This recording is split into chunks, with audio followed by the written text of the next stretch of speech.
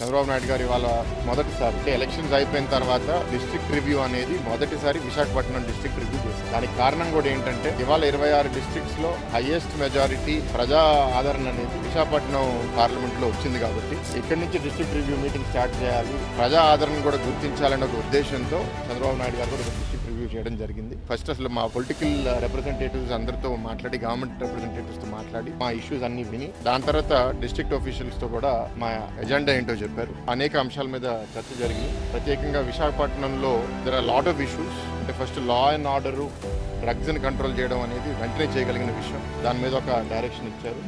దాని తర్వాత pollution, cleanliness, greenery అనేది కోర్టు నుంచి వచ్చే పొల్యూషన్, సిటీ క్లెన్లీనెస్ కూడా ముందు 1వ స్థానం 2వ స్థానంలో ఉన్నది ఇప్పుడు 4వ స్థానానికి పడింది. దాన్ని మళ్ళీ పికప్ చేయాలని కూడా చెప్పడం జరిగింది. ఇప్పుడు ఇక్కడ ఈ రహదారులు, స్టేట్ హైవేస్, నేషనల్ హైవేస్ కొన్ని ప్రాజెక్ట్స్ అప్డేట్స్ తీసుకున్నాం. సబ్బవరం నుంచి శీలానగర్ నుంచి కాన్వెంట్ జంక్షన్, ఎక్కడెక్కడ మనకి జంక్షన్స్లో ట్రాఫిక్ పెరిగిపోయింది అక్కడ బ్రిడ్జెస్ కట్టేయని అన్ని డిస్కస్ చేసాము. ఇక్కడ నుంచి ఎయిర్పోర్ట్ రోడ్డు, ఎయిర్పోర్ట్ నుంచి మూలపేట పోర్టు వరకు ఫేజెస్లో కట్టేది. అండ్ మల్టీ ఫేజ్ ప్రాజెక్ట్ ఏంటంటే రోడ్డు, దానిపైన ఇంకో రోడ్డు, దానిపైన మెట్రో, అంటే ఒకటే ఏరియాలో మల్టీ లెవెల్ కట్టేస్తే ల్యాండ్ అక్విజిషన్ కూడా ఇబ్బంది లేకుండా ట్రాఫిక్ అనేది భావితరాల కోసం రిలీజ్ చేయగలుగుతామని అది కూడా డిస్కస్ చేయడం జరిగింది.